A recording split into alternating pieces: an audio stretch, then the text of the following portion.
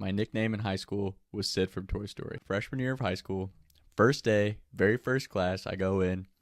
I never wanted to sit in the front of class. And I was the typical freshman who thought I was going to come in thinking I was going to be hot shit. And I go in, make my way to the back of class. I sit down next to these two kids.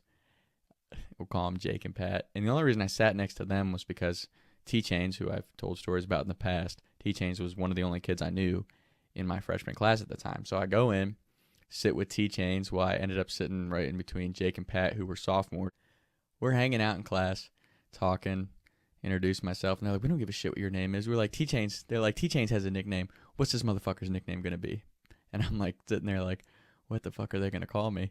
And they kind of take a look at me with my braces and my buzz cut, and they wait a couple seconds, and finally Jake's like, Sid from Toy Story. And I'm like, at first, like, being, the freshman trying to make a name for herself, I'm like, that's not my fucking name. And they're like, no, you look like fucking Sid from Toy Story. And I'm like, no, I don't. They pull it up. I'm like, damn, I really do look like Sid from Toy Story. So that became my nickname, and it spreads like wildfire through their whole sophomore class. So now I'm at lunch, everywhere I go, they're like, Sid. And I'm like, that is not how I wanted my first day of high school to go. But it did. And not mad about it. I ended up actually becoming pretty tight with Jake and Pat because we all failed Spanish my freshman year and their sophomore year. So we had Spanish together the next year, which was hilarious. But, we ran track together, and they were actually really good to me. Yes, they called me Sid all 4 years that they were there, but it was one of those things that they were actually treating me really well as upperclassmen as we got older. And, I earned their respect, which that's, in my opinion, that's how high school is supposed to go. I think it was actually a good thing for me because I think most kids, especially guys, when you're a freshman going into high school, you think that you're going to be the shit. You think you're top dog, and you got to get humbled. And I don't think that's bullying.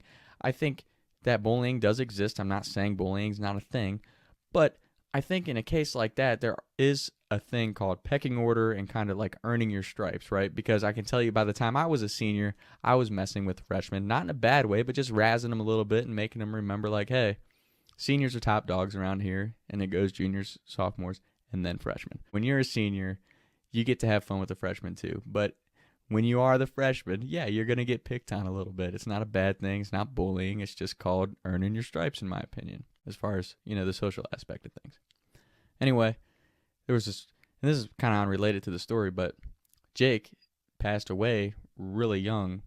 Crazy, kind of rocked everybody because he was a really funny dude, awesome athlete, one of the best sprinters in our school's history. I'm not saying I know anything about dreams or I'm an expert. I'm not pushing my religious beliefs or anything, but sometimes I'll just have super vivid dreams. And for whatever reason, Jake and I were not great friends. We were, acquaintances that just happened to play a lot of the same sports and be at a lot of the same social events. And when he died, I was just like, damn, like, I cannot believe he died. Like, I just couldn't really process it. And probably 2 or 3 months after he passed away, I was sleeping one night and I had a super vivid dream. I was in this house party. Walked down the hall, stepped into a room, and it was like super bright, and there was Jake, and he put his arm on my shoulder, and he's like, hey, man, thanks for checking in. I just want to let you know I'm doing great. And then, boom, I woke up. And I'm not sitting here saying that it meant anything. I'm not taking it any deeper, but sometimes I do have super vivid dreams. I think most people do.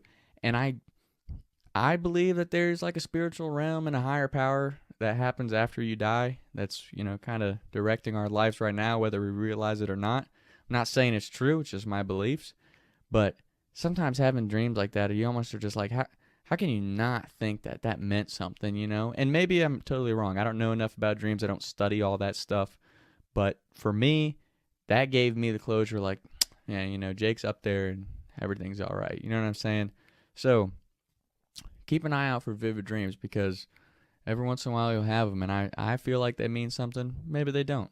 And yes, if you get a shitty high school nickname like Sid, it's okay because by the time you're a senior, you'll get to do the same thing to a freshman, and it all ends up being in good fun. So, talks with Tom. I was riding around town thinking to myself, is it gonna get easier?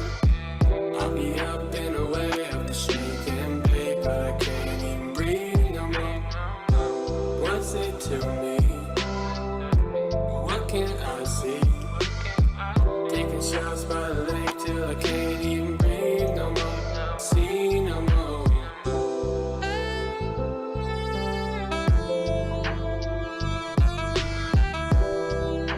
Check.